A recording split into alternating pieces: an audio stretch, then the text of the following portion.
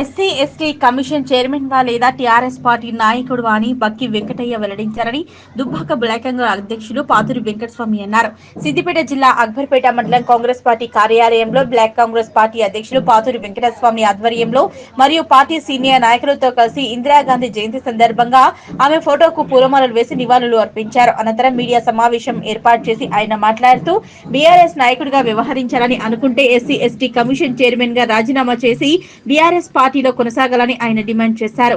గతంలో మాజీ మంత్రి కేటీఆర్ నియోజకవర్గంలో నేరేళ్ల ఘటనలో ఎస్సీలపై ఇసుక లారీలతో దాడి చేయించిన ఘటన మీకు గుర్తు రావటం లేదా అని మండిపడ్డారు. గతంలో మీ బీఆర్ఎస్ పార్టీ అధికారంలో ఉన్నప్పుడు మిమ్మల్ని పట్టించుకున్న దాఖలాలు లేదు, కానీ తమ ప్రభుత్వంలో మీకు ప్రోటోకాల్ పాటిస్తూ మీకు గౌరవం కల్పిస్తున్నామన్నారు. లగచర్లలో జరిగిన ఘటనలో ఎస్టీలపై కపట ప్రేమ చూపటం దారుణమని మండిపడ్డారు. కాంగ్రెస్ పార్టీ లంబాడీలకు అన్యాయం చేస్తుండడం మీకు భావ్యం కాదని మండిపడ్డారు. ప్రభుత్వం అత్యున్నత స్థానం మీకు కల్పిస్తే మీరు మాత్రం టీఆర్ఎస్ పార్టీ నాయకుడిగా వ్యవహరించడం సిగ్గుచేటన్నారు. లగచర్ల సమస్యలను రాజకీయం చేయడం సరికాదని తెలిపారు. ఈ కార్యక్రమంలో కాంగ్రెస్ నాయకులు సురేందర్ రెడ్డి, మల్లేశం, బి వెంకటేష్, రవి, బాలరాజ్, నరసింహులు తదితరులు పాల్గొన్నారు. మీకు రాజ్యాంగబద్ధమైన పదవి ఉన్నది. ఆ పదవిలో ఉండి ఈ విధమైన చర్యలు చేయడం కరెక్ట్ అయిన విషయం కాదు. ఇది సభ్య సమాజం గౌరవిస్తలేదు. మీరు ఒకవేళ బీఆర్ఎస్ కార్యకర్తగా నాయకునిగా పనిచేయాలనుకుంటే ఎస్టీ కమిషన్ చైర్మన్ గా రాజీనామా చేసి పనిచేయాలని ఈ సందర్భంగా వారికి సూచిస్తున్నాం. నాటకాల్లో భాగంగానే ఎస్సీ కమిషన్ చైర్మన్ గారు బీఆర్ఎస్ కార్యకర్తగా పనిచేస్తూ ఉన్నారు.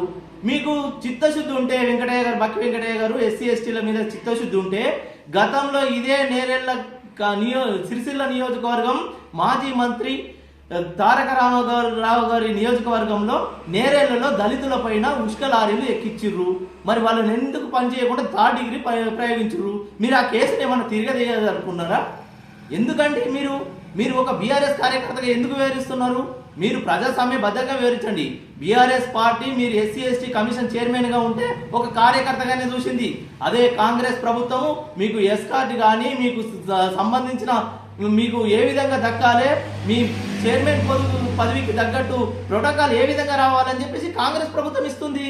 కాంగ్రెస్ ప్రభుత్వం ఇవ్వంగా చేయంగా మీరు ఇది ఒక లగచర్ల ఘటనను లంబాడీలని అన్యాయం జరుగుతుంది అనడం, వాళ్ళకు మోసం జరుగుతుంది అనడం, మీరు చెప్పడం, దాని బీఆర్ఎస్ చెప్పగానే మీరు పత్రికా ప్రకటన ఇవ్వడం, బీఆర్ఎస్ లో ఒక పావుగా మారడం అనేది ఇది తగదు అని చెప్తున్నా. ఎందుకంటే చైర్మన్ పదవికి ఒక ఉందాతనం ఉన్నది. ఆ ఉందాతనాన్ని మీరు ఖరాబ్ చేస్తా ఉన్నారు. ఇక్కడ స్థానికంగా కూడా ప్రతి దగ్గర మీ యొక్క బీఆర్ఎస్ పార్టీ నాయకులతో ఇన్వాల్వ్మెంట్ ఉన్నది.